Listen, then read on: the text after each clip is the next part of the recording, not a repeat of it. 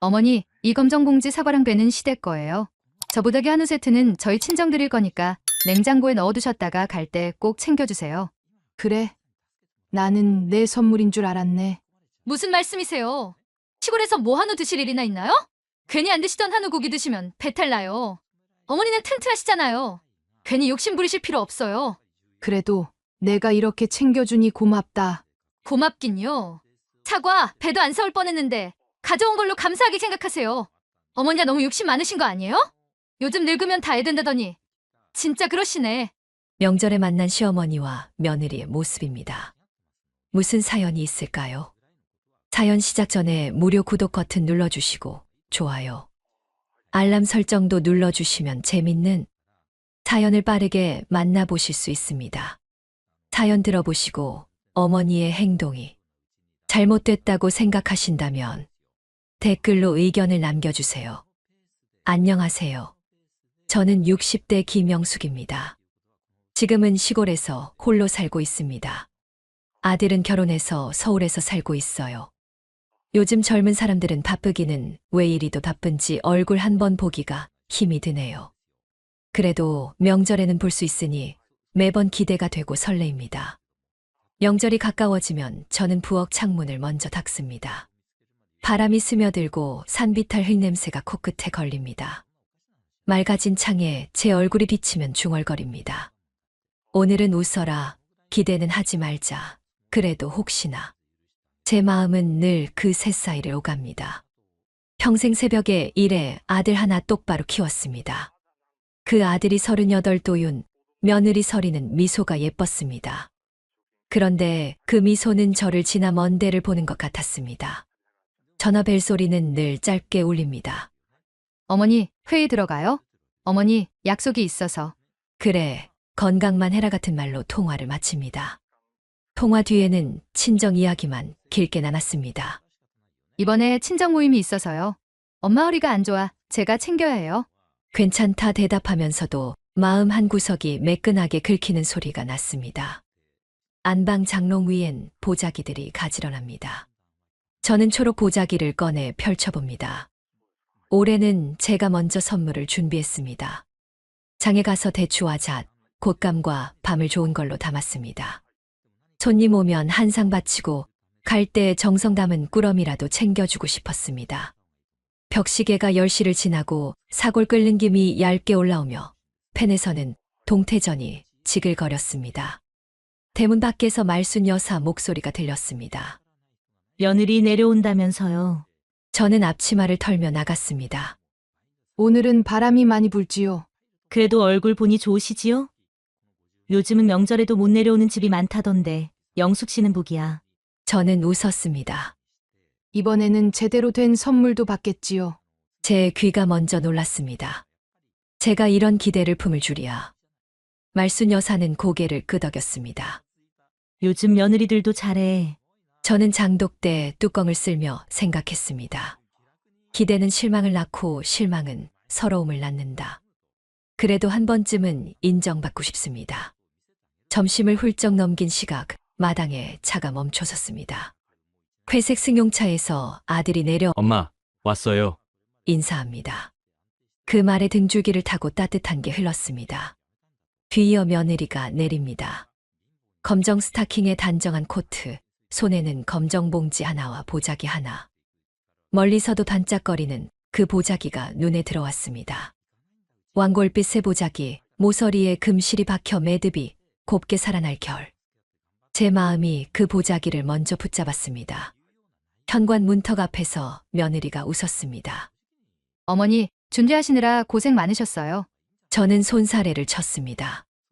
아들이 검정 봉지를 내밀었습니다. 과일조금 사왔어요. 봉지를 받아 무게를 가늠하니 사과와 배가 며 잘 덜컹거렸습니다. 봉지보다는 상자가 선물의 모양새인데 하는 생각이 스쳤습니다. 그때 며느리가 보자기를 두 손으로 들어 보였습니다. 이건 좀 차가워서요. 냉장고에 바로 넣어도 될까요? 저 보자기야말로 오늘의 하이라이트겠지. 저는 그렇게 믿었습니다. 부엌으로 들어오니 햇빛이 싱크대 위로 길게 떨어져 있었습니다. 사골김이 비단처럼 흘렀습니다. 저는 며느리 손의 보자기를 받아들었습니다. 손끝으로 전해지는 냉기가 도톰했습니다. 고기겠구나, 한우겠구나, 마음이 먼저 달렸습니다. 설이나, 이건 내가 넣을게. 냉장고 문을 여는 순간 며느리가 부드럽게 말했습니다. 어머니, 이건 저희 친정 거예요. 저는 잘 잊어버려서요. 갈 때 꼭 챙겨주세요. 그 말이 제 귀에 들어오는데 세 박자쯤 걸렸습니다. 저는 보자기를 잡은 채로 멈추었습니다. 냉장고에 흰 불빛이 번졌고 반찬통 뚜껑들이 눌리는 소리가 환청처럼 들렸습니다. 제 손바닥은 그대로 얼어붙었습니다. 아, 그래. 친정에 좋은 걸 드려야지. 제 목소리는 제 것 같지 않았습니다. 며느리는 웃었습니다. 어머니가 제일 잘 챙겨주시니까 부탁드려요. 저희가 바빠서 깜빡할까봐. 고개를 끄덕이며 보자기를 맨 위칸에 눕혔습니다. 잼병이 딸깍 소리를 냈습니다. 검정 봉지를 열어 사과 하나를 꺼내니 붉은 껍질에 움푹 팬 자국이 보였습니다. 과일 칼로 껍질을 돌려 깎자 빨간 띠가 도마 위로 길게 누웠습니다. 저는 많이 하셨어요? 며느리가 의자에 앉아 묻습니다. 저는 펜 위에 동태전을 한 번 더 눌렀습니다. 이것만 붙이면 끝이야. 먹을 사람이 있어야 보람이지. 아들은 거실에서 TV를 켭니다. 화면 속 아나운서가 연휴 교통 소식을 전합니다. 며느리는 달력을 넘기는 소리를 냅니다. 내일 오전에 저희 잠깐 나가야 하는데 괜찮죠? 저는 괜찮다는 말을 올리려다 입술을 다물었습니다. 오늘만큼은 이 집에서만큼은 나를 중심으로 바퀴가 굴러가면 좋겠다. 그런 마음이 모굴대를 스치고 올라왔습니다. 그러나 저는 다시 웃었습니다. 그래, 다녀와. 오랜만에 와서 나갈 생각부터 하다니 많이 서운했지만 내색하지 않았어요. 기름 냄새가 더 짙어졌습니다. 저는 환풍기를 켭니다. 며느리는 손거울로 볼에 광을 올립니다. 저는 도마를 씻고 그릇을 꺼내며 생각했습니다. 검정봉지 과일과 금실 보자기의 온도 차이, 그 사이에 끼인 제 자리. 의자 하나만 더 들여놓아도 금세 밀려날 그늘진 끝자리였습니다. 창밖으로 까치가 울었습니다. 까치가 울면 반가운 손님이 온다던 말, 저는 오래 믿었습니다. 오늘은 까치 울음이 유난히 가까웠습니다. 정말 그 소리가 반가움이 아니라 경고처럼 들렸습니다. 저녁 준비가 끝나갈 즈음 말순 여사가 호박전을 들고 다시 들렀습니다. 맛만 보라고. 말순 여사는 부엌을 둘러보고 제 얼굴을 살폈습니다. 왜 표정이 영. 저는 고개를 저었습니다.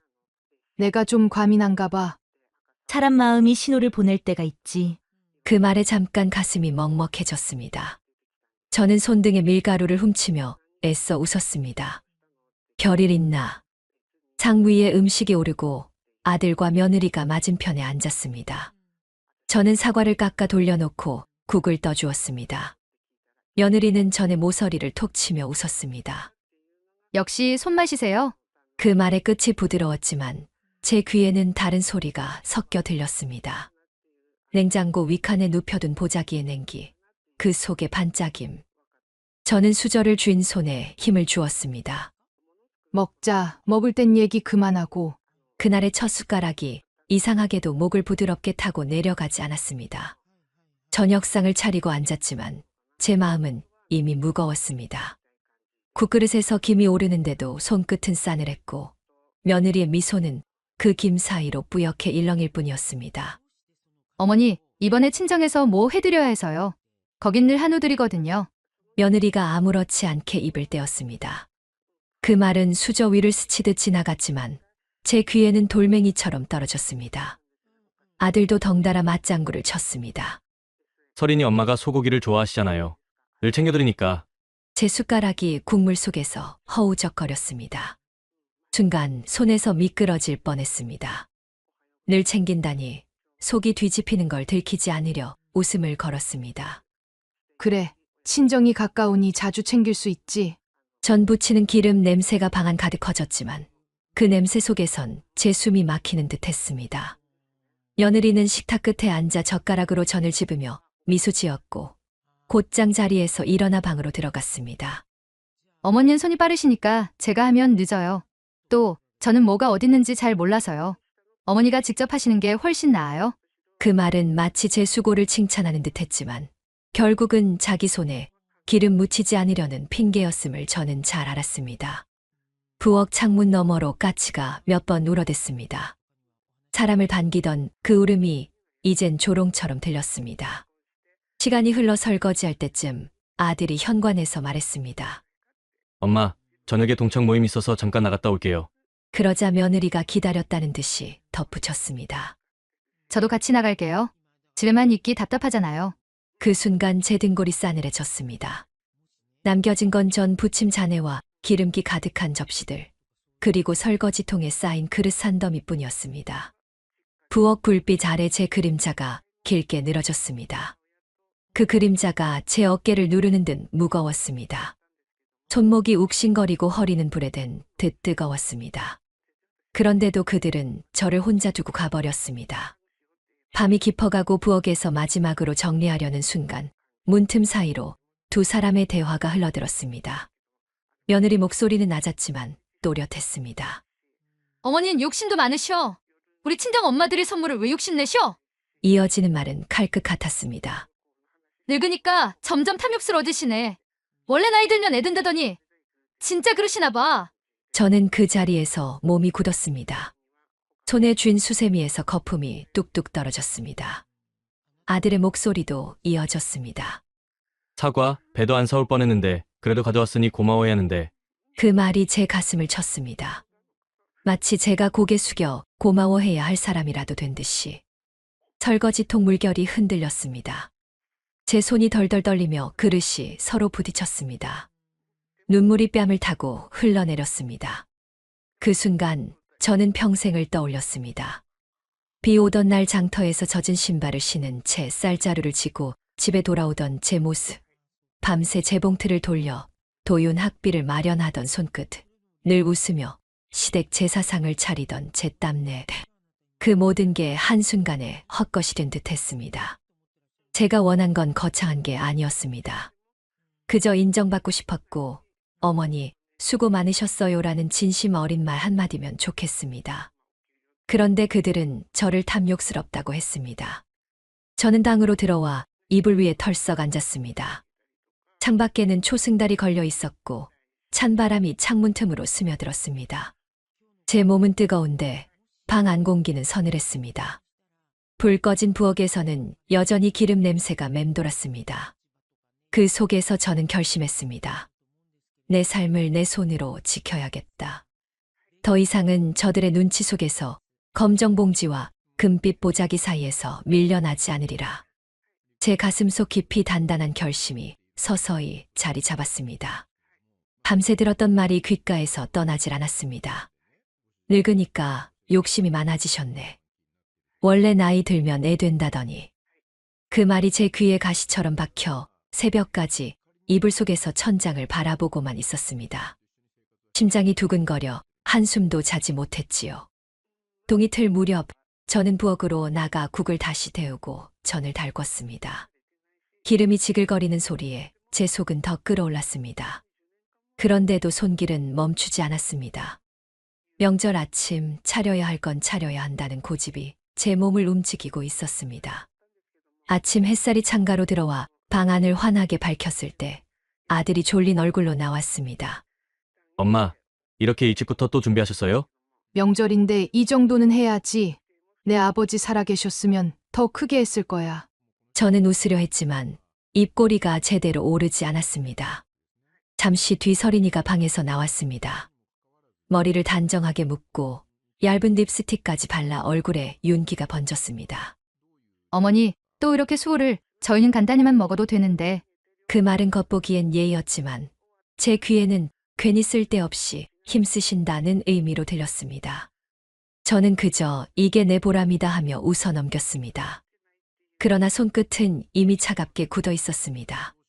조금 지나 친척들이 인사하러 찾아왔습니다. 마을에서 가까운 동서와 조카였습니다. 상 위에 차려진 전과 탕, 나물들을 보더니 동서가 감탄을 했습니다. 아이고 형님, 이렇게 다 차리셨구먼. 참 대단하다. 요즘 누가 이렇게 다 해? 조카도 곁에서 맞장구 쳤습니다. 큰 집은 달라요. 그래도 이런 날엔 역시 큰어머니 손맛을 봐야죠. 그 말에 잠시나마 마음이 풀렸습니다. 그래, 나도 아직 쓸모 있는 사람이지. 그런데 그 순간 며느리가 곁에서 부드럽게 웃으며 말했습니다. 어머니, 성격이 꼼꼼하시잖아요. 그래서 이렇게 다 차리시는 거예요? 저희는 사실 이렇게까지 안 해도 되는데 저희 친정에선 보통 간단히만 챙겨요. 요즘은 다 그렇게 하거든요. 동서의 미소가 순간 굳었습니다. 저는 그 자리에 얼어붙었습니다. 왜 하필 친척들 앞에서 친정 자랑을 덧붙이며 나를 은근히 깎아내려야 했을까요? 제 귀에는 다시 어젯밤 들었던 그 말이 메아리 쳤습니다. 욕심 많으시네. 늙으니까 애 같아지셔. 저는 국그릇을 내밀다 손이 덜덜 떨려 국물이 가장자리에 넘칠 뻔했습니다. 동서가 눈치를 챘는지 얼른 받아들며 웃었습니다. 에이, 며느님이 아직 젊으니까 그러는 거지. 나이 들면 이렇게 다 준비하는 게 얼마나 대단한 일인지 알게 돼요. 조카도 맞아요. 저희도 늘 고생하시는 거 알거든요. 라고 거들었습니다. 그때 말순 여사가 선물을 들고 들어왔습니다. 인사하러 잠깐 들렀어. 부엌을 둘러보던 말순 여사가 혀를 찼습니다. 아이고, 또 혼자 이 많은 걸 다 했어. 며느리가 좀 거들어야지. 순간 공기가 싸늘해졌습니다. 서린이의 미소가 어정쩡하게 굳었습니다. 저는 어머니가 워낙 손이 빠르셔서요. 괜히 제가 끼어들면 늦을까 봐요. 또 뭐가 어딨는지도 잘 모르고요. 말순 여사가 콧방귀를 뀌었습니다. 말은 잘도 한다. 늦으면 늦는 대로 배우는 거지. 며느리가 나서야 어머니가 덜 힘들지. 저는 그 순간 눈물이 왈칵 날 뻔했습니다. 대신 고개를 숙이고 그릇을 정리했습니다. 점심상이 차려지고 다 같이 앉았습니다. 아들이 맛있게 밥을 먹으며 말했습니다. 엄마, 역시 집밥이 최고예요. 그 말이 제게 잠시 위로가 되었지만 곧 며느리의 목소리가 이어졌습니다. 어머니는 정말 대단하세요. 하지만 저는 솔직히 이렇게까지 힘쓰시는 게 안쓰러워요. 요즘은 친정에서도 다들 편하게 살자고 하거든요. 굳이 이렇게 몸고생 안 해도 된다면서요. 그 말은 칭찬처럼 들렸지만 결국 고생은 고생일 뿐 쓸모없는 지지라는 비아냥이었습니다. 저는 손에 쥔 수저를 내려놓을 뻔하며 억지로 웃음을 지었습니다. 식사가 끝나자 서린이가 방으로 들어가 화장을 고치며 말했습니다. 어머니, 저희 오후에 잠깐 나갔다 올게요. 친구들이랑 약속이 있어서요. 아들이 곧장 맞장구 쳤습니다. 그래, 우리도 좀 다녀오자. 답답하잖아. 그들은 그렇게 나가버렸습니다. 남겨진 건 설거지통에 쌓인 그릇들, 그리고 기름때 낀 팬뿐이었습니다. 싱크대 앞에 서서 그릇을 씻는데 손에 힘이 풀려 그릇이 서로 부딪히며 소리를 냈습니다. 그 소리가 제 가슴 속 울음을 대신 내는 듯 컸습니다. 어젯밤 들었던 그 대사가 다시 귓가에 울렸습니다. 늙으니까 욕심이 많아지셨네. 며느리가 친척들 앞에서 꺼낸 자랑과 은근한 무시는 그 가시에 또 다른 날을 세운 듯 했습니다. 저는 그날 부엌 굴빛 아래 홀로 서서 마음속에 다짐했습니다. 그래, 이대로는 안 된다. 내가 평생을 바쳐 키운 집을 저들에게 순순히 내어줄 순 없어. 아직은 말하지 않았지만 제 안의 결심은 점점 굳어지고 있었습니다. 명절 이튿날 아침, 아직 부엌에는 전과 기름 냄새가 배어 있었습니다. 밤새 설거지를 마무리했는데도 손끝에선 기름기가 채 사라지지 않았습니다. 저는 소반 위에 남은 김치를 덜어내며 스스로에게 말했습니다. 오늘까지만 견디자. 내일부터는 다시 내 일상으로 돌아가면 된다. 하지만 마음 한구석에서는 이상하게 불안한 기운이 올라왔습니다. 거실에서는 TV 소리가 울려 퍼졌습니다. 아들이 채널을 돌리며 느긋하게 앉아 있었고 며느리는 소파에 다리를 꼬고 앉아 휴대폰 화면을 보고 있었습니다. 한동안 정막이 흐르더니 아들이 입을 열었습니다. 엄마, 어차피 저희가 살고 있는 집은 제 이름으로 돌려주실 거잖아요? 순간 제 손에 들린 젓가락이 탁 소리를 내며 상 위에 떨어졌습니다. 제가 아무 대답도 못하자 며느리가 잽싸게 말을 이었습니다. 네, 어머니. 괜히 늦추지 마시고 정리해 두시면 어머니도 편하세요. 요즘은 미리미리 증여하는 게 가장 현명하다잖아요. 그녀는 웃는 얼굴이었지만 목소리 끝에는 압박이 서려 있었습니다. 저는 차가운 숨을 들이마셨습니다. 어젯밤 문틈 사이로 흘러들던 그들의 대화가 다시 머릿속을 때렸습니다. 욕심 많으시네. 늙으니까 점점 애 된다니까. 그 말이 지금의 요구와 하나로 이어졌습니다. 내가 아직 살아있는데 벌써 집을 내놔야 한단 말이냐? 제 목소리는 떨렸습니다. 아들은 당연하다는 듯 대답했습니다. 엄마, 저희가 이미 들어와 살고 있으니까요. 서류만 정리하면 되는 거잖아요. 며느리가 거들었습니다. 맞아요. 어머니 집이 두 채면 세금만 많이 나오잖아요. 이번 기회에 명예 이전해 주세요. 그 순간 제 눈앞에 스친 건 오래전 장면이었습니다. 젊은 시절 시장에서 억척같이 장사하던 제 모습.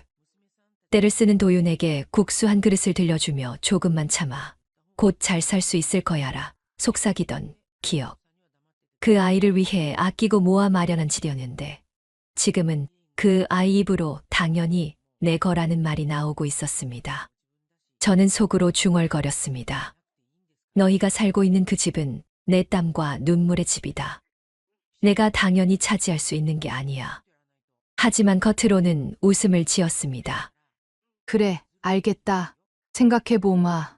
그 순간 며느리의 눈빛이 반짝이며 서로 눈짓을 나누는 게 보였습니다. 마치 미리 짜고 온 대본을 그대로 읽는 듯 했습니다. 잠시 후 두 사람이 외출 준비를 하며 방으로 들어갔습니다. 저는 홀로 마루에 앉았습니다. 창문 너머로 겨울 햇살이 기울며 마당을 비추고 있었습니다. 까치가 지붕 위에 앉아 울어댔습니다. 예전 같으면 반가운 소리라 여겼겠지만 이제는 제 귀에 조심하라는 경고처럼 들렸습니다. 저는 손을 무릎 위에 올려놓고 천천히 주먹을 쥐었습니다. 손등에 핏줄이 도드라지고 손끝이 하얗게 질릴 만큼 힘이 들어갔습니다.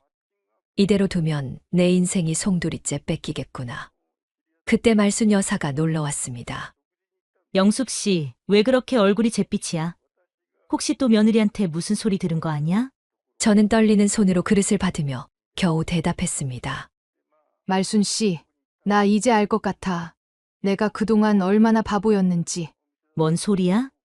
내가 죽어라 모은 거, 내가 산 거, 그걸 다 나를 무시하는 저 사람들한테 당연히 넘겨야 한다고 생각한 내가 바보였어. 이제라도 지켜야 해. 내 삶은 아직 끝난 게 아니잖아. 말순 여사가 제 손을 꼭 잡았습니다. 맞아. 영숙 씨 인생은 아직 끝난 게 아니지. 이제라도 결심한 거라면 절대 물러서면 안 돼. 그날 밤 방 안에 홀로 누웠을 때 창문 너머로 초승달이 걸려 있었습니다. 달빛이 은실처럼 흘러 제 가슴 위에 떨어졌습니다. 저는 속으로 굳게 다짐했습니다. 그래, 이 집은 절대 저들에게 줄 수 없다. 내일 아침 부동산부터 찾아가야겠다. 다음 날 아침 아직 안개가 마당을 덮고 있었습니다. 아들, 며느리가 서울로 돌아가고 나니 조용한 게 이제 좀 숨을 쉬는 것 같았어요. 저는 부엌 창가에 서서 오래도록 손을 씻었습니다. 손끝이 하얗게 불어터질 때까지 물을 흘려보내고서야 멈췄습니다. 오늘은 다르게 살아야 한다. 오늘만큼은 내 뜻대로 움직여야 한다. 옷장을 열어 가장 단정한 검은 코트를 꺼냈습니다. 지난 겨울 장례식에 입었던 옷이었지요. 그 옷을 다시 입으려니 마음이 무겁기도 했지만 지금은 무게가 필요했습니다. 두터운 옷자락을 여미며 거울을 바라보니 제 얼굴은 이미 결심으로 굳어 있었습니다. 버스를 타고 읍내까지 나가는 동안 창밖 풍경은 어제와 다르지 않았습니다. 논두렁엔 까치가 서성이고 가게 앞에는 사람들이 분주히 오갔습니다. 하지만 제 눈에는 모두 낯설게만 보였습니다. 제 삶이 다른 길로 들어서고 있다는 확신 때문이었습니다. 손바닥은 땀으로 젖었고 심장은 쿵쿵 소리를 내며 제 귀를 때렸습니다. 서울 가는 기차를 타고 가는 내내 내가 너무 하는 건가? 그래도 아들인데. 생각했지만 며느리 옆에 숨어서 잘못된 행동을 하는 모습이 떠오르니 아들 걱정은 헛된 생각이라는 생각이 들었습니다. 아들 집 주변 부동산 사무소 앞에 서자 순간 발걸음이 멈췄습니다. 정말 이 길이 맞을까? 내가 평생 지켜온 집을 이렇게 팔아버려도 될까? 그러나 곧 머릿속에 며느리의 목소리가 또렷하게 울렸습니다. 늙으니까 욕심이 많아지시네. 그 말이 다시 제 등을 떠밀었습니다. 저는 두 눈을 감고 숨을 고른 뒤 문을 열었습니다. 안에는 중년의 공인중개사가 앉아 있었습니다. 어서 오세요. 무엇을 도와드릴까요? 저는 떨리는 목소리로 대답했습니다. 집을 팔려고 합니다. 저 앞에 아파트요. 중개사는 고개를 끄덕이며 서류를 챙겼습니다. 아, 그 집. 요즘 거래가 활발해서 금방 나갈 겁니다. 혹시 가격은 어느 정도 생각하고 계신가요? 저는 잠시 머뭇거리다 말했습니다. 시세대로 해주시면 됩니다. 다만 가능한 한 빨리였으면 합니다. 서류에 제 이름을 적는 순간 손끝이 덜덜 떨렸습니다. 그 떨림은 두려움이었지만 동시에 해방이었습니다. 그래, 이제 시작이다. 더 이상 저들의 압박에 끌려다니지 않겠다. 서류 작성을 마치고 나오는 길, 햇살이 따갑게 얼굴을 스쳤습니다. 그동안 가슴을 짓눌렀던 돌덩이가 조금은 굴러내린 듯 했습니다. 집에 거의 도착할 때쯤 골목길에서 말순 여사가 손을 흔들며 다가왔습니다. 어디 갔다 오시나 했더니 얼굴이 좀 달라 보이네. 저는 웃음을 지으려 했지만 금세 눈가가 젖었습니다. 말순 씨, 나 오늘 집을 내놨어. 말순 여사가 놀란 눈을 크게 떴습니다. 뭐라고? 그 집을? 아들 내외가 살고 있는 그 집을? 그래. 더는 두고 볼 수가 없었어. 내가 평생 모은 걸 저 사람들 손아귀에 넘기긴 싫더라. 말순 여사가 제 손을 꼭 잡았습니다. 잘했어, 영숙 씨. 참 잘했어. 이제라도 당신 뜻대로 하니 속이 후련하지. 저는 울먹이며 고개를 끄덕였습니다. 후련하면서도 두렵네. 혹시 내가 잘못한 건 아닌가? 괜히 죄 짓는 건 아닌가? 에구, 무슨 소리야. 누구 집인데? 당신 집이지. 당신이 평생 고생해서 마련한 거잖아. 자식이라고 다 주는 게 능사야? 본인 인생을 지키는 게 먼저지. 그 말에 제 가슴이 뜨겁게 일렁였습니다. 겨울 바람이 불었지만 그 바람 속에서 제 마음은 처음으로 따뜻해졌습니다. 집에 도착해 대문을 여니 텅 빈 마당이 제게 속삭이는 것 같았습니다. 이제야 내가 나를 지키는구나. 저는 주저앉아 마당 흙을 한 줌 쥐었습니다. 손바닥에 닿은 차가운 흙이 오히려 뜨겁게 느껴졌습니다. 그날 밤 불 꺼진 방 안에서 혼자 앉아 창문을 열었습니다. 달빛이 은빛 강물처럼 흘러 들어왔습니다. 저는 속으로 조용히 중얼거렸습니다. 그래, 이제 됐다. 이제야 내 삶이 내 손에 돌아왔다. 며칠 뒤 부엌에서 콩을 고르던 제 손이 갑자기 멈췄습니다.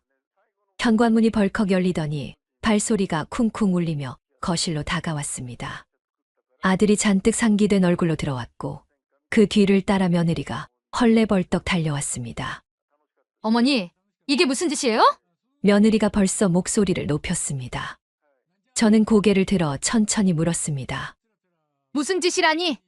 서울 아파트를 팔아버리시면 어떻게 해요? 거기 저희가 살고 있는데 어떻게 멋대로 그런 결정을 하실 수 있어요? 아들의 얼굴에도 당황이 가득했습니다. 엄마, 갑자기 왜 그러셨어요? 우리한테 한마디 상의도 없이 그 집은 당연히 제 앞으로 주실 줄 알았는데. 며느리가 기다렸다는 듯 말을 이어갔습니다.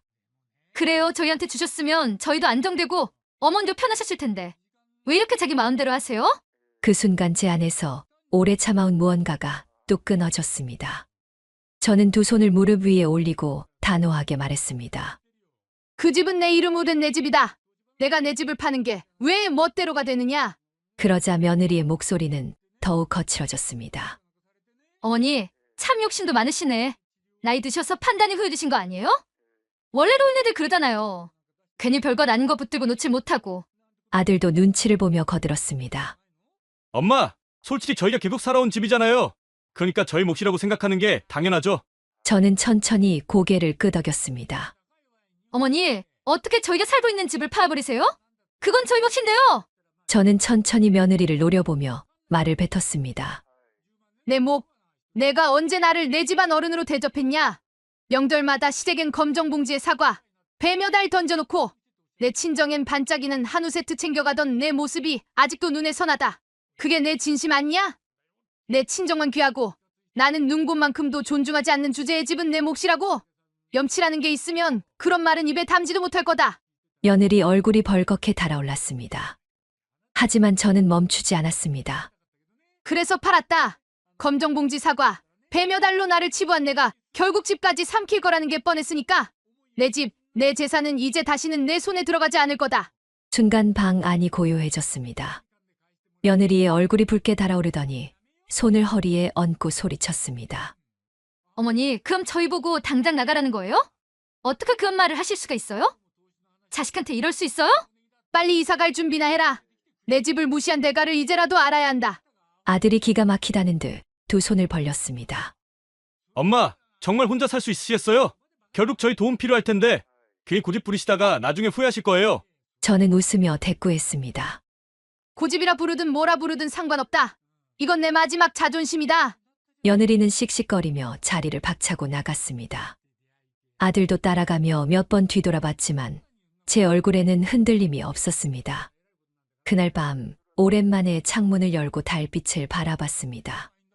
마음속에 쌓여있던 돌덩이가 눈 녹듯 사라진 듯 했습니다. 며칠 후 뜻밖에도 며느리가 혼자 찾아왔습니다. 눈가는 벌겋게 부어 있었고 목소리는 달라져 있었습니다. 어머니, 제가 잘못했어요. 그땐 순간 화가 나서 그랬던 거예요. 사실 어머니가 얼마나 고생하셨는지 저도 알아요. 저희가 앞으로 잘할게요. 제발 집은 다시 돌려주세요. 저는 한참 동안 그녀를 바라보다 천천히 고개를 저었습니다. 설이나 이미 끝난 일이다. 나는 늦게 깨달았지만 내 삶은 내가 지켜야 한다는 걸 알았다. 너희가 지금 와서 사과해도 소용없다. 어머니, 제발 한 번만. 그녀가 울먹였지만 저는 단호하게 등을 돌렸습니다. 너희 둘이 얘기하는 거 다 들었어. 내가 했던 말 아직도 내 귀에 생생하다. 늙으면 욕심 많아지고 애가 된다 했지. 그래, 이제 욕심 많은 늙은이로 살겠다. 다만 그 욕심은 너희가 아닌 나를 위한 욕심이다.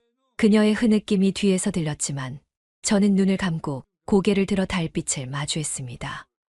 이제야 속이 후련하다. 제 입가에 미소가 번졌습니다. 저는 방문을 닫고 홀로 부엌에 앉았습니다. 달빛이 창문을 통해 들어와 바닥에 고요히 내려앉았습니다. 평생 자식 위해 바치던 삶이 떠올랐습니다. 젊은 날 장사 끝내고 무거운 장바구니를 들고 휘청거리던 제 옆에는 아무도 없었습니다. 그래도 아들 하나 잘 키워보겠다는 마음 하나로 버텼습니다. 그런데 결국 돌아온 건 욕심쟁이라는 소리, 늙은이라 무시하는 말뿐이었습니다. 하지만 이제는 달랐습니다. 저는 제 집을, 제 삶을 지켰습니다. 그 사실만으로도 가슴이 벅차올랐습니다. 이제라도 나를 존중하며 살면 된다. 늦지 않았다. 내 인생은 아직 내 손 안에 있다. 창문 바깥이가 지붕 위에서 울어댔습니다. 저는 그 소리를 들으며 미소를 지었습니다. 더 이상 서럽지 않았습니다. 앞으로는 누구 눈치 보지 않고 제 마음이 시키는 대로 살기로 했습니다. 사연 들어주셔서 감사합니다. 영상 보시고 어머니의 행동이 잘못됐다고 생각하신다면 댓글로 의견을 남겨주세요. 다음 영상에서도 재밌는 사연이 기다리고 있습니다.